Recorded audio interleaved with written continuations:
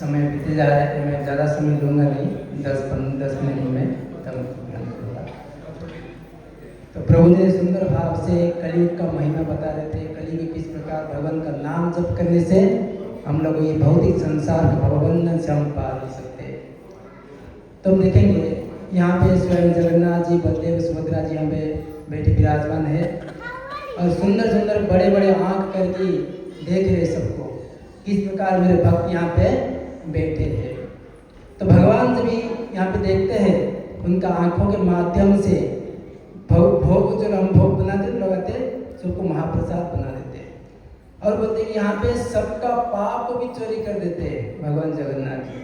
बड़े बड़े आँख है, फिर बोलते ना ब्रजे प्रसिद्धम नवनीत चोरम गोपांगनाम च दुगुल चोरम अनेक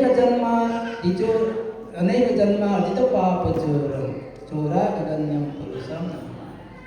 यहाँ पे बोलते कि अनेक अनेक जन्म का पाप की चोरी करते भगवान जगन्नाथ जी, कितना बड़े बड़े आँख करके सब कुछ चोरी करते।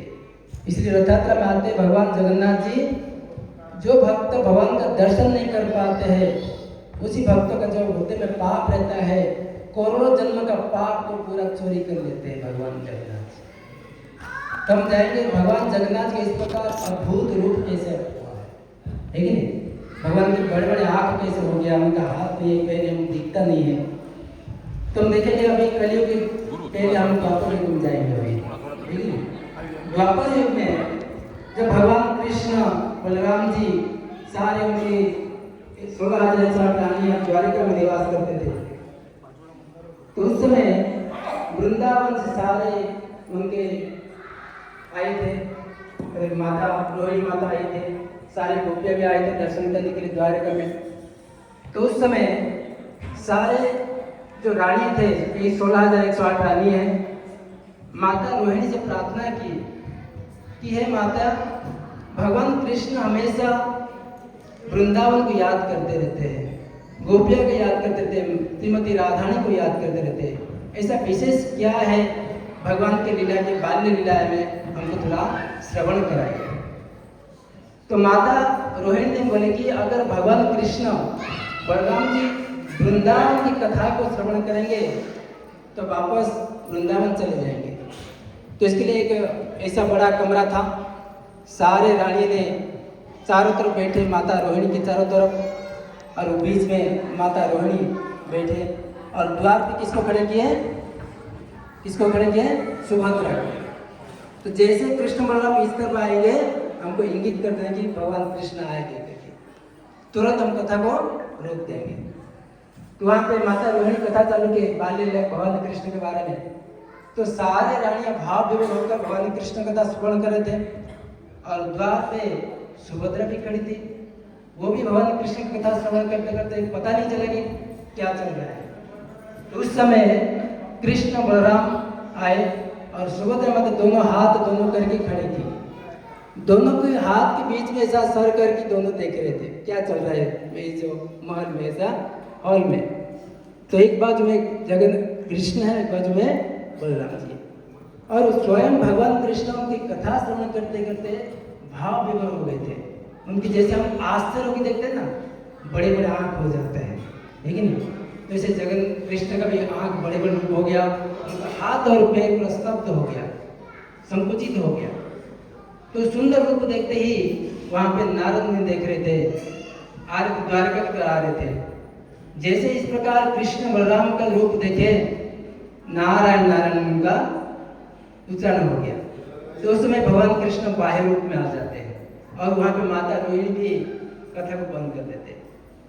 तो वहाँ पे नारद मुनि कहते कि भगवान कृष्ण के, हे भगवान, इस सुंदर अद्भुत रूप आने वाले कलयुग के लिए जो जीव भगवान का नाम जप करने के लिए, भगवान का स्मरण करने के लिए उनका मन दसमंद मध्यभागी होता है, ये रूप का आपका दर्शन करते करते सारे भक्तों का जो हृदय का पाप भी चोरी कर सकते हैं और लोगों को उद्धार कर सकते हैं कलयुग में। तो इसके लिए भगवान कृष्ण बलराम और माता सुभद्रा इस कलयुग के लिए स्वयं जगन्नाथ जी बड़ोत्तर सुंदर रूप में प्रकट हो जाते हैं, लेकिन तो इस प्रकार जगन्नाथ जी बोलते कि अनेक जन्मार्जित पाप चोरम, क्योंकि प्रत्येक मनुष्य, प्रत्येक जीव 84 लाख भ्रमण करते करते अंत में मनुष्य जीवन मिलता है। तो 84 लाख जन्म का जो पाप रहता है संचित अर्जित करते करते हम जमा के रखते हैं, भर के रखे हैं। तो भगवान के जगन्नाथ के दर्शन से तो हमारे हृदय के जितना भी पाप जमा हुआ है उस सबको चोरी करते हैं, है कि नहीं?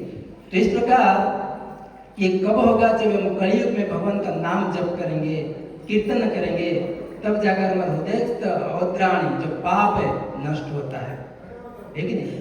क्योंकि कलयुग में ऐसे सुंदर भाव से अन्य के कलयुग में भगवान का नाम जप करने से कली का प्रभाव से हम बच सकते हैं, अगर हम श्रद्धा से प्रेम से भगवान का नाम लेते हैं। जब भगवान बोलते कली काल नाम रूपे कृष्ण अवतार, कलयुग के लिए भगवान नाम रूप में अवतार होते हैं। क्यों अवतार होते हैं? क्योंकि एक कलयुग में जो लोग हैं, लोग अलग प्रकार का मन भ्रष्ट हो जाता है, अलग प्रकार कलंकित हो जाता है, तो केवल भगवान का नाम जप करने से ये भवसागर से उद्धार हो जाते हैं। तो बोलते कि केवल शरणागति, भगवान से पूर्ण शरणागति होने से। तो इसलिए गोविंदास भजन में लिखते कि भजहु रे मन श्री नंद नंदन अभय चरण बिंद रे। भगवान के चरण में पूर्ण शरणागति हो जाना है। जिस प्रकार बोलते कि गजेंद्र ने, उसके पास इतनी शक्ति था, बल था, उसका जैसे उसके सरोवर में स्नान करता है एक मगरमच्छ उसको पकड़ लेता है। उसका बल और शक्ति सब कुछ काम नहीं आता है। उसका बुद्धि आता कि एक कमल लेके भगवान को अर्पण करता है, तुरंत भगवान कृष्ण वहाँ पे वैकुंठ में विराजमान रहते, तुरंत आके गजेंद्र को रक्षा करते हैं, केवल शरणागति से, लेकिन आत्मसमर्पण से। तो इसी प्रकार अगर हम भगवान के शरणागति होंगे, भगवान के चरण कमल के नाव के जैसे, है कि नहीं? एक कलयुग के भवसागर पार होने के लिए भगवान का चरण कमल के नाव जैसे बोट है। अगर कोई व्यक्ति भगवान के चरण कमल में आश्रित हो जाता है, ये भवसागर को पार हो जाता है। अगले उसका आता है कि दुर्लभ मानव जन्म सत्संगे, दुर्लभ मानव जन्म सत्संगे तारोए भव सिंधु रे। क्योंकि ये भवसागर में प्रत्येक मनुष्य दुख और कष्ट से सहते हैं, बहुत कष्ट भोग रहे हैं, परंतु ये भवसागर को